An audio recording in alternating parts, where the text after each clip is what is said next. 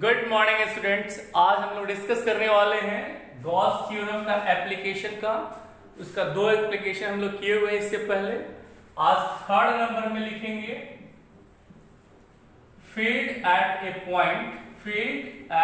A point due to charged conductor. Charge conductor से के कारण जो फील्ड होगा वही निकालना है हम लोगों को। तो चार्ज कंडक्टर है, देखिए सिर्फ कंडक्टर होता तो अगर ये कंडक्टर है तो इसको इलेक्ट्रिक फील्ड के अंदर में रख दिए तो इलेक्ट्रिक फील्ड एक्सटर्नल इधर की ओर लग रहा है, एक्सटर्नल इलेक्ट्रिक फील्ड है ये ई एक्सटर्नल। तो क्या होगा, इस पे सारा निगेटिव चार्ज इधर आ जाएगा और सारा पॉजिटिव चार्ज इधर आ जाएगा। तो एक इलेक्ट्रिक फील्ड इस कंडक्टर के अंदर इंड्यूस्ड होगा जो किधर से किधर की ओर होगा, पॉजिटिव से निगेटिव की तरफ। इस तरह से ये इलेक्ट्रिक फील्ड इंड्यूस्ड होगा। तो नेट जो इलेक्ट्रिक फील्ड है, अगर ये आइडियल कंडक्टर होगा तो ये इंड्यूस्ड इलेक्ट्रिक फील्ड और एक्सटर्नल इलेक्ट्रिक फील्ड दोनों का वैल्यू इक्वल होगा। इसका मतलब है इसके अंदर में नेट फील्ड कितना के बराबर हो जाएगा, 0। तो किसी कंडक्टर के अंदर में नेट फील्ड जो होता है वो कितना होता है, 0। अब क्या बोल रहे हैं कि अगर मान लीजिए ऐसे है, चार्ज कंडक्टर है, मतलब चार्ज कंडक्टर का मतलब क्या हुआ, ये चार्ज है तो चार्ज पूरे सरफेस पे आया हुआ है और इसका लीनियर चार्ज डेंसिटी दिया हुआ है, सरफेस चार्ज डेंसिटी दिया हुआ है सिग्मा। सरफेस चार्ज डेंसिटी मतलब चार्ज पर यूनिट एरिया। तो इसके अंदर में इलेक्ट्रिक फील्ड का वैल्यू कितना होगा, 0। अब क्या लिख रहे हैं, ये पॉइंट है, जस्ट ऊपर में जो पॉइंट है उस पॉइंट पर कितना फील्ड होगा वही निकालना है। तो यहां से ऐसे एक एलिमेंट काट लिए, यानी क्या बोल रहे हैं, इमेजिनरी गॉसियन सरफेस ले लिए। ये क्या है हम लोगों का, इमेजिनरी गॉसियन सरफेस। इस पॉइंट पर हम लोगों को निकालना है फील्ड। तो ये सरफेस यहां से लेके यहां तक चार्ज होगा, इसका एरिया ऊपर की ओर होगा डेल्टा है। इलेक्ट्रिक फील्ड भी इसी डायरेक्शन में होगा। तो फ्लक्स इज इक्वल टू लिखे थे इलेक्ट्रिक फील्ड इनटू एरिया, और इसके अंदर में जो चार्ज होगा Q इनसाइड कितना के बराबर होगा, ये सरफेस पे चार्ज होगा, कितना के बराबर होगा, चार्ज पर यूनिट एरिया को गिवन एरिया से गुना करेंगे, गिवन एरिया का चार्ज निकल जाएगा। इतना चार्ज होगा ये इमेजिनरी गॉसियन सरफेस के अंदर। तो फ्लक्स जो होगा वो कितने के बराबर होगा, Q inside by epsilon naught तो ये दोनों को इक्वेट कर देंगे। तो E इंटू डेल्टा ए बराबर Q inside by epsilon naught. तो अब ये हो जाएगा E into delta A is equals to Q inside, इसके अंदर में जो चार्ज है वो कितना है, sigma del A by epsilon naught, del cancel.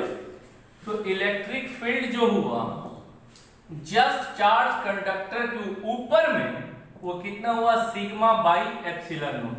याद रखिएगा ये बहुत इंपॉर्टेंट है। चार्ज कंडक्टर के जस्ट सरफेस के ऊपर जो इलेक्ट्रिक फील्ड होता है वो सिग्मा बाई एप्सिलॉन नॉट के बराबर होता है। अब क्या बोल रहे हैं कि चौथा नंबर में चौथा नंबर में क्या है, 4 नंबर में क्या है, 4 नंबर में सॉलिड स्फीयर। ये है हम लोगों का सॉलिड स्फीयर। तो सॉलिड स्फीयर ये कंडक्टर है, लेकिन इसके अंदर में यूनिफॉर्मली चार्ज डिस्ट्रीब्यूटेड है, एकदम चारों तरफ बराबर बराबर चार्ज डिस्ट्रीब्यूटेड है।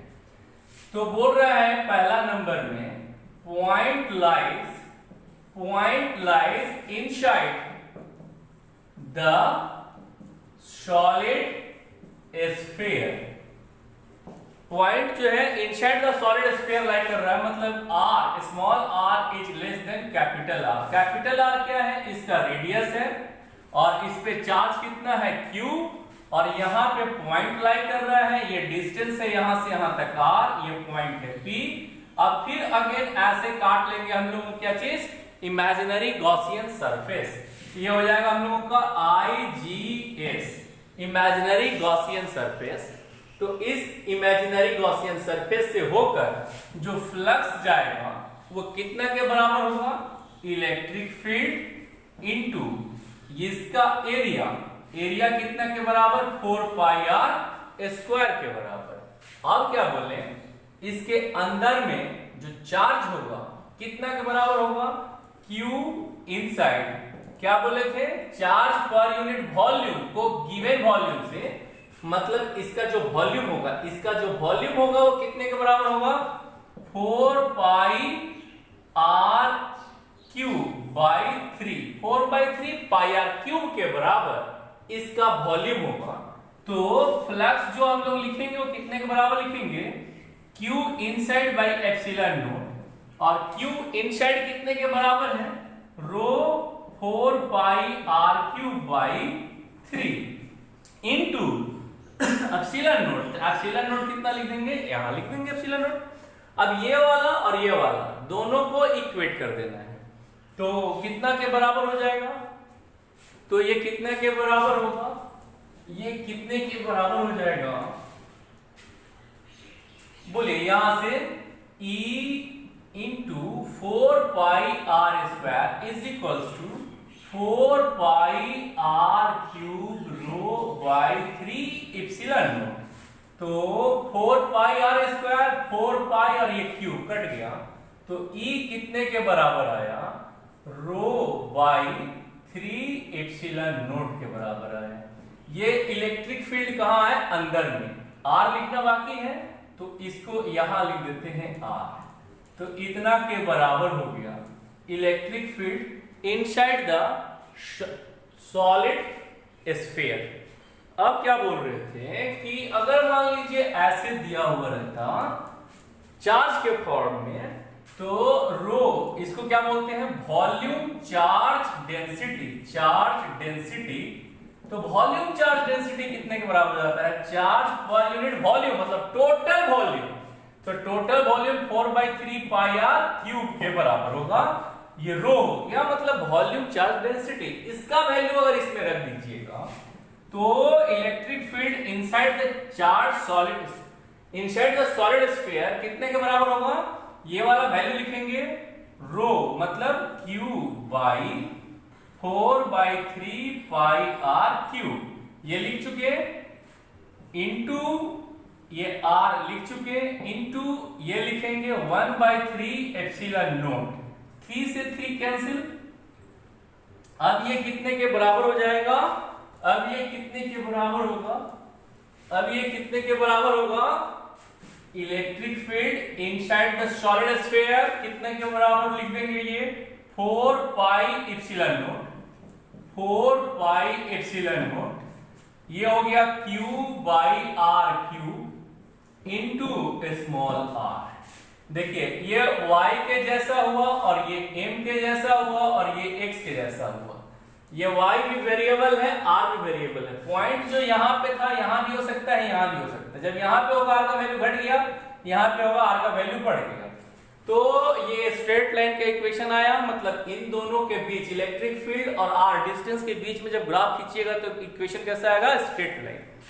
अब क्या बोल रहे थे कि अगर मान लीजिए पॉइंट सरफेस पे होता,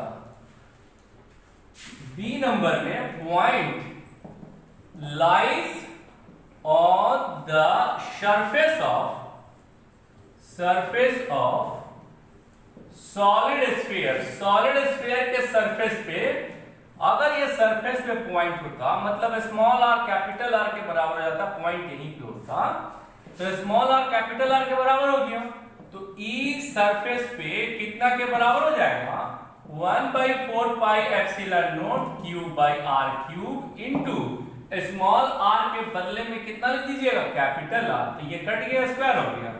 तो E सरफेस पे कितना के बराबर होगा, 1 by 4 pi epsilon not Q by R square के, इतना के बराबर हो जाएगा on the surface of solid sphere. अब बोल रहे थे कि अगर पॉइंट बाहर रहता, if point lies outside the solid sphere, if point lies C number में, इफ पॉइंट सी नंबर में point lies outside the solid sphere, अगर point outside the solid sphere like कर रहा हूं तो कितना के बराबर होगा। अब ये कैसे लिखेंगे कि ये चार्ज है Q और यहां पे पॉइंट लाइक कर रहा है, ये हो गया हम लोगों का इमेजिनरी गॉसियन सरफेस। तो फ्लक्स बराबर अगेन E गुना एरिया, तो ये पूरा एरिया कितने के बराबर होगा 4 पाई r स्क्वायर, और इसके अंदर में चार्ज है Q, तो फ्लक्स बराबर Q बाई एप्सिलॉन। अब ये दोनों को इक्वेट कर देंगे, तो E into 4 pi r square is equals to Q by epsilon naught. तो E आउटसाइड में, outside the solid sphere point है, तो फील्ड कितने के बराबर होगा 1 बाई 4 पाई एप्सिलॉन नॉट, ये दोनों को लिख दिए Q बाई r स्क्वायर। अब आगे की ओर r का वैल्यू बढ़ाते जाइएगा, तो electric field outside the solid sphere क्या होता चला जाएगा, घटता चला जाएगा। अब इसका ग्राफ अगर ड्रॉ करना हो तो कैसे ग्राफ ड्रॉ कर देंगे, ग्राफ को कैसे ड्रॉ करेंगे। अगर मान लीजिए ये ऐसे है और ये ऐसे है, ये ऐसे, इधर की ओर r हो गया, ऊपर की ओर इलेक्ट्रिक फील्ड हो गया, E मतलब फील्ड और ये डिस्टेंस है। तो यहां से लेकर यहां तक, यहां पे इलेक्ट्रिक फील्ड का मैक्सिमम वैल्यू लिख दिए, यहां पर इलेक्ट्रिक फील्ड का वैल्यू जो होता है E सरफेस पे, ये कितने के बराबर होता था 1 by 4 pi epsilon not Q by r square, इतना के बराबर। अंदर में E इनसाइड कितने के बराबर 1 by 4 pi epsilon not Q by r cube into r, और बाहर में E आउटसाइड ये कितने के बराबर है 1 by 4 pi epsilon not Q by small r का स्क्वायर। तो देखिए जैसे जैसे r का वैल्यू बढ़ेगा, r का जैसे जैसे वैल्यू बढ़ेगा, इलेक्ट्रिक फील्ड वैसे वैसे इंक्रीज करता चला जाएगा। और कैसा इंक्रीज करेगा, स्ट्रेट लाइन का इक्वेशन है पासिंग थ्रू द ओरिजिन, तो ये ऐसे चला जाएगा। अब ये सरफेस पे मैक्सिमम हो गया, ये सरफेस पे हुआ और मैक्सिमम वैल्यू इतना के बराबर हुआ, और इससे आगे अगर बढ़ते जाएंगे तो इलेक्ट्रिक फील्ड का जो वैल्यू है वो घटेगा, और r का वैल्यू अगर इनफाइनाइट कर दें तो इलेक्ट्रिक फील्ड कितना के बराबर हो जाएगा 0, यानी ये लाइन कहां पे जाके सट जाएगा इनफाइनाइट पे। यहां पे ये स्मॉल r का वैल्यू कितने के बराबर हो गया है कैपिटल R के, यानी सॉलिड स्फीयर के सेंटर पे फील्ड जो होता है कितना होता है 0। जैसे जैसे इधर की ओर डिस्टेंस बढ़िएगा, चाहे इधर बढ़िए चाहे इधर बढ़िए चाहे इधर बढ़िए, लीनियरली इंक्रीज करेगा इलेक्ट्रिक फील्ड और सरफेस पे मैक्सिमम होगा, और फिर धीरे धीरे घटता चला जाएगा, और इनफाइनाइट पे जाके इलेक्ट्रिक फील्ड R का वैल्यू अगर इनफाइनाइट हो जाए तो इलेक्ट्रिक फील्ड कितना हो जाएगा 0। अगर आपको कोई प्रॉब्लम हो रहा हो तो काइंडली कमेंट किया करें। थैंक यू, और मेरे चैनल को सब्सक्राइब करना बिल्कुल भी ना भूलें।